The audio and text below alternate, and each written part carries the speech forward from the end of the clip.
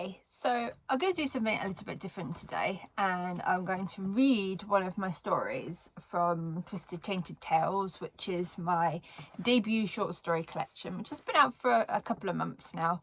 I've talked about it enough, so I'm sure you don't need me to describe it, but I thought that I would read one of the stories, which is track 16, so it's the penultimate story, and see what you think. A few people have quite liked this one, so I shall read it to you now.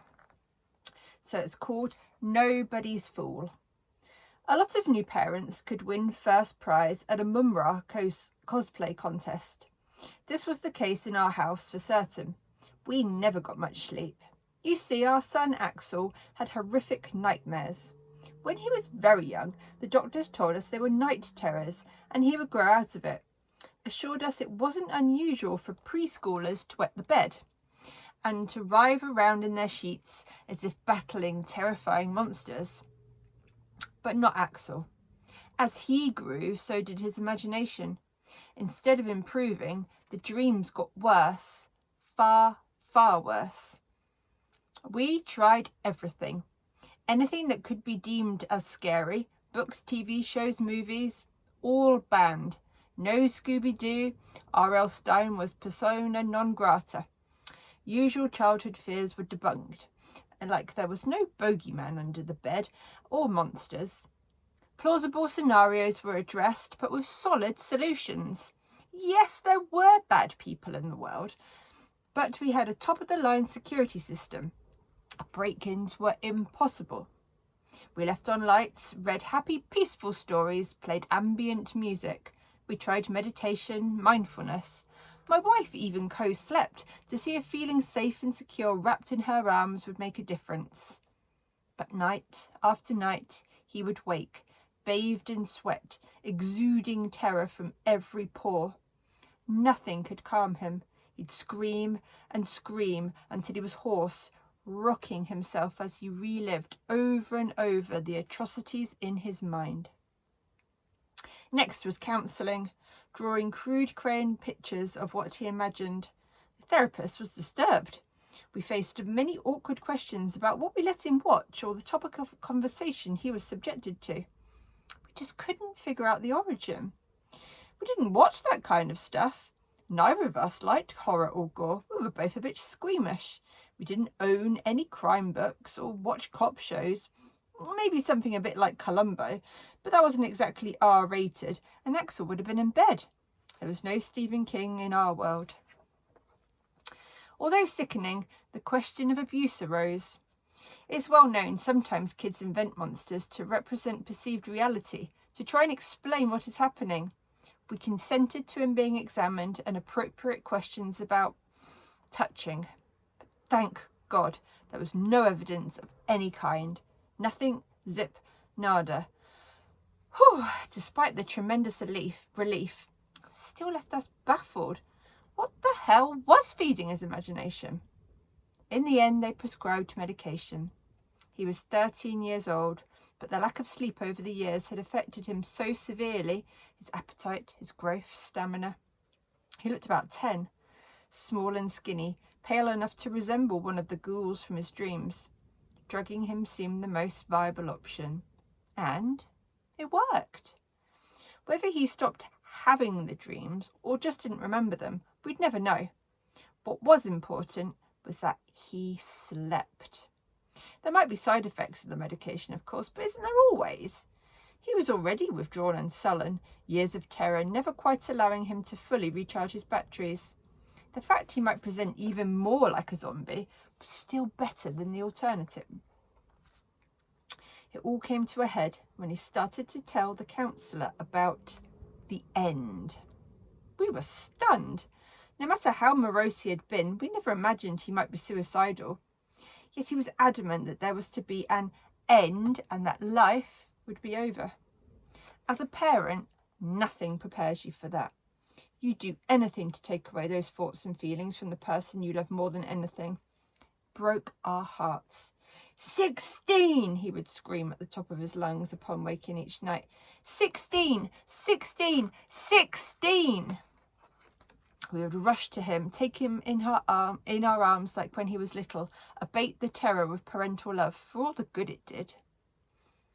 When questioned, he couldn't answer or elaborate, just the same story over and over. Life must end. And so it had seemed the dreams and the drawings had become dangerous enough that medication was the most humane alternative. For a while, life became, well, better. Alongside sleep, Axel's concentration and health improved. He started getting decent grades, even made a few friends, started to enjoy life, to some extent anyway. Counselling remained mandatory. Even though the dreams had been removed, the memories still existed, as did the question of why they'd occurred in the first place. As he got older, we blamed hormones. He got more and more angry during the sessions. I think it was pure frustration on his part. He didn't know why he'd had the dreams. Couldn't they just move on and accept that? His agitation grew the further it crept towards his birthday. Although the medication still knocked him out at bedtime, enabling him to sleep, he awoke each morning with those dark circles under his eyes and the pallor from when he had been having his episodes. The school had been in touch. He was failing classes. His behaviour had become erratic, disruptive. The few friends began drifting away. Therapy was met with a wall of silence. Sat there, staring at nothing, refusing to engage with the counsellor he'd known for years. A vacant expression painted upon his face, eyes blank and unseeing. Changing the medication was suggested. The final days leading up to his birthday were the worst. He'd become even more withdrawn. Didn't eat. Spent all day, all night in bed, yet couldn't sleep, even with the pills. The night before the big day, he might not have wanted it, but a surprise party awaited him. He turned, looking right at me for the first time in days. Sitting on the end of the bed, his voice jolted me out of my stupor. "Dad," he croaked, sounding husky from lack of use, "I'm sorry. I couldn't stop them." "Stop who, son?" I replied. "Stop what?" But he refused to engage any more. Then just before midnight, his eyelids drooping, he muttered, "I love you, Mum." Heartbreaking, I kissed the top of his head and went to bed. I think the shit hit the fan sometime around 2 a.m. As it was night time, I didn't realise the power was out right away, and the smashing and the horrific screaming from outside was what woke me up. "What the?" I mumbled, semi-falling out of the bed and stumbling to the window. The darkness made it hard to determine what was occurring. That's when I noted the streetlights were off. I could just make out the shadows and outline due to the moon. Oh, and the fires. Oh. Yes, it looked like the entire world was on fire. People were crying, howling, cars crashing in their driver's haste, and the noise, that awful, terrible noise, ripping, tearing, wetness, and fuck, that smell, like barbecue, or when my wife caught her hair on a candle, the acrid aroma of burning, charring flesh. Panic rose in my throat, self-preservation kicking in. Shaking my wife awake, I raced towards Axel's room without waiting to explain what the fuck was going on. "We need to leave now," I shouted towards Axel's door. "Get out of the house and get to the car." But it was too late.